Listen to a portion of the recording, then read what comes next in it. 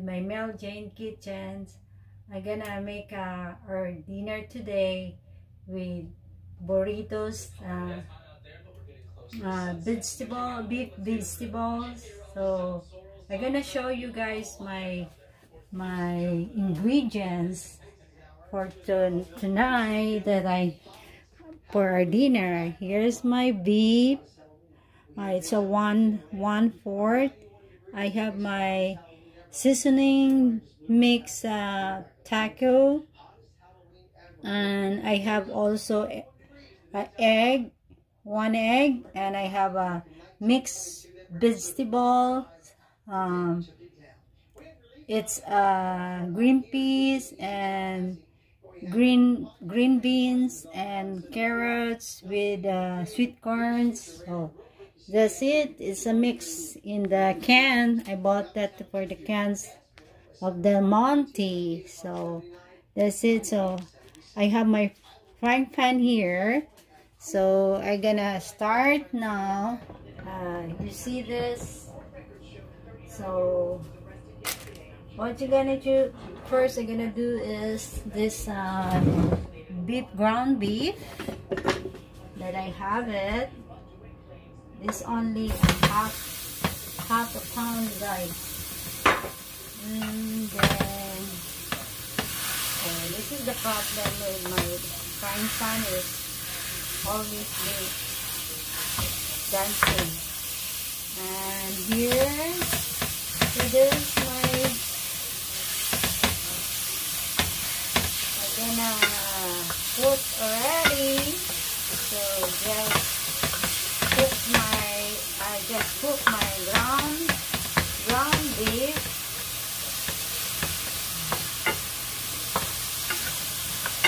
This is dry. So just make only the ground beef in like brown, just a little bit, making medium brown. It's like a burger, beef burgers. Medium.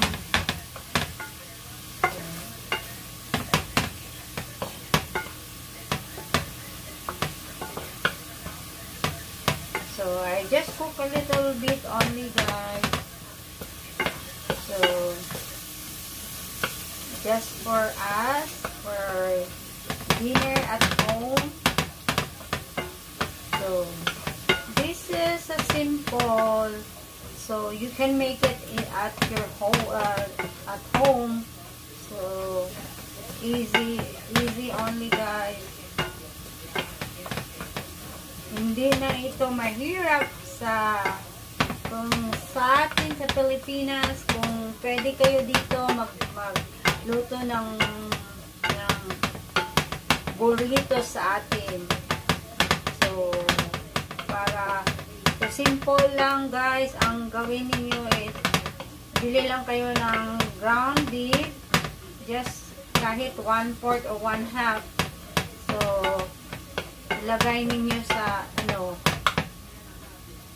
sa burritos, at saka marami tayong mga options sa kung anong gusto niyo i-mix sa vegetable na gusto ninyo ilagay sa burrito gawin ko. You can make it your own. Taugi in the taugi in the Philippines. So pwede yan. You can and chicken, you can make it also chicken. Mga iba-ibang gulay sa atin. So you can make it, guys. Ito, pag mag-brown na siya, at saka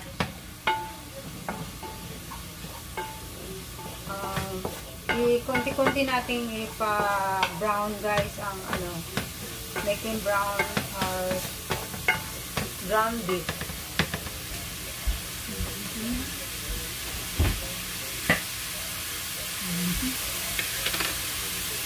So, ito ng mga ingredients ko, guys.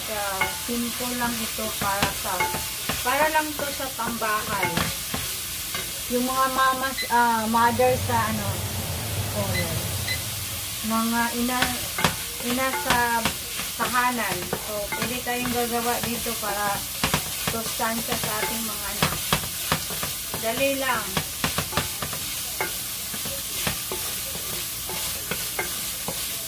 So, pwede na itong maging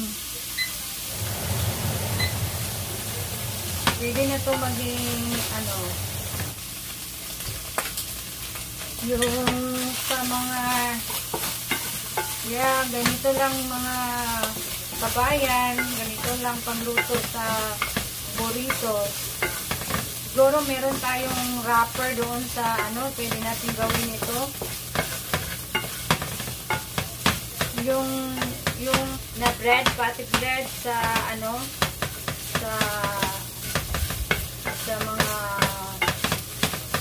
Muslim, yung mga sa Middle East, kita kayo parang chapati siya.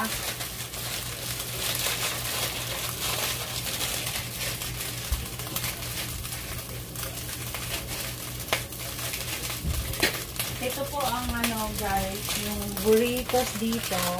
Kita ninyo ito, siya para siyang bread na ano, yung sa mga Middle East na bread nila.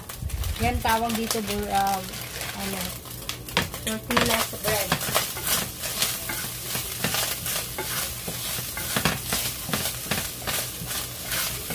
So ito na guys, ano na siya, nagkaroon na siya, medyo na hinain ko na ano, nagba-brown na siya. At ang susunod ko nito ay yung tubig at saka seasoning mix na ano sa taco. Pwede ni yung seasoning na ano sa mga yung sa taco, it's a taco seasoning, so mix. So you just only stir it and then haluin lang. Pwede yata tayong magawa nito kabayan. Ano lang to siya.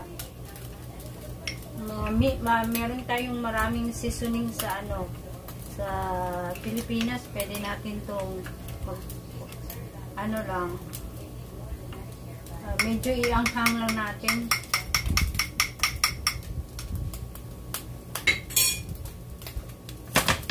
Ayan, so ilagay natin dito. Wala na itong ano, no more anything you gonna be put on here in the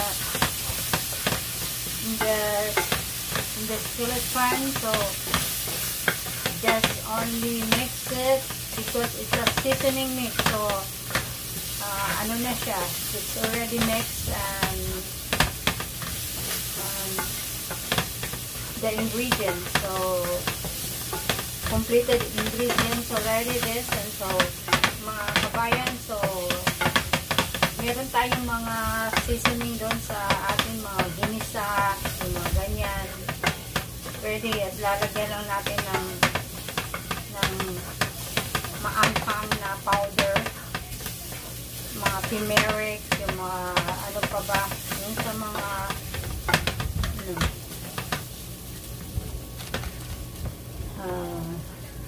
at saka yung mga paprika, yung ganito, paprika, pwede na natin gawin yan. I-mix lang para maanghang siya. So tapos I have a tomato sauce, so I'm gonna put this in a cup of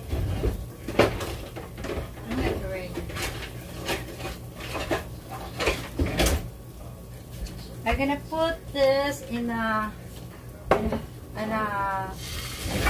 cup of 1 cup of tomato sauce. Then mix it together here. Just blend it.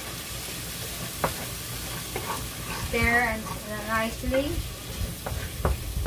There we go. Just stir it. And again. These eggs also, I will no longer mixing it. I just not stir it, just only mix here.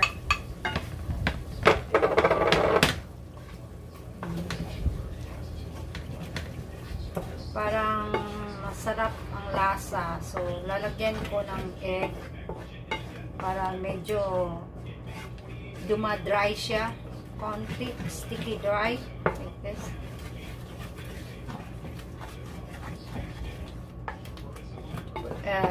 So that when you put in the burritos wrapper, it's gonna be dry, a little bit dry.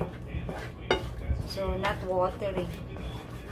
So, ito lang guys, mga kabayan, itlog at saka isang itlog lang lagay dito.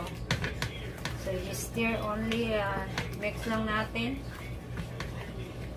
At tapos, meron akong dito na luto na, already mixed vegetable. So, I need to nicely stir water. So, I drain it nicely. So, i-drain lang ninyo ng nicely, guys, and put on here. So, mix it in your beef. And then, ito, mga kabayan, ito lang. So, ayan. Ayan. Ito lang. Pwede naman na magawa kayo ng hindi pa cook,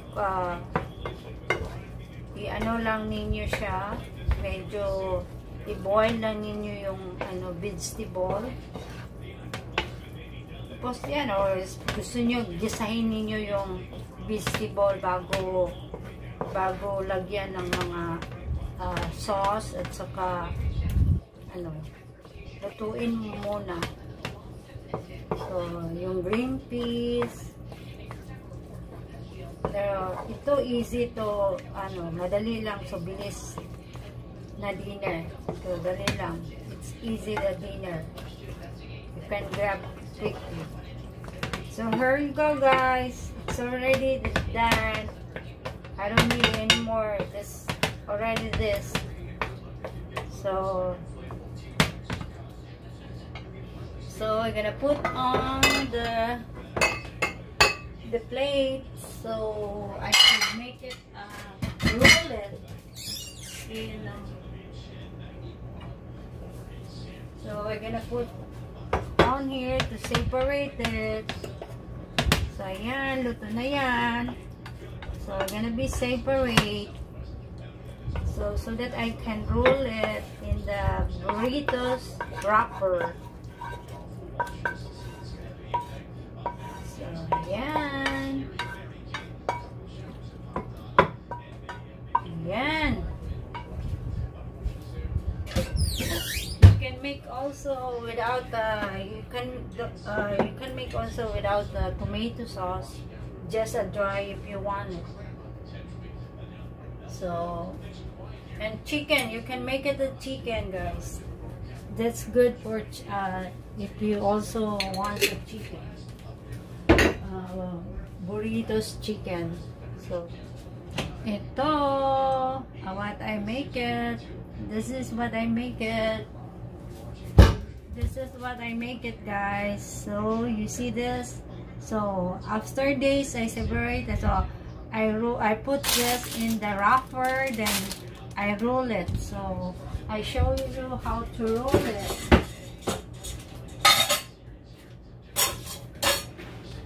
Yes, guys, here the way how to roll it, the burrito. So I get 1 spoon of that I make it with the beef vegetable.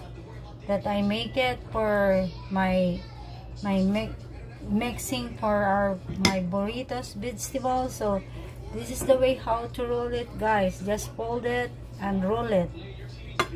Yan. Ito, kabayan. Just roll it like this. So I have small burritos. So yan. Lagay ko na. At ayan. So lagay mo lang ng 1 spoon. At saka pwede din i-roll ninyo ng paganito both side like this. Fold it both side and roll it. So yan. It's like this. So parang lumpia sa Pilipinas when you roll it. That's it. Fold by both sides. There you go. Both sides. Both sides. So then roll. There you go. That's it. Okay, guys. That's only I show you how to roll it. So, pwede din ninyo one side only to fold. Like this, guys. See? Then roll. There you go. So after this, I done it. So you can reheat it in the oven by 55 seconds or just 1 minute or 2 minutes. That's best to be. You want it is hot, a little bit hot for your, or you want a hot burrito. So yes, guys, that's it. Thank you for watching my YouTube channel. Please like and share Meljan Kitchen, and don't forget to ring a bell and subscribe and share. If you want to comment, just comment. Thank you for watching my YouTube channel, guys. I love you. Have a good day.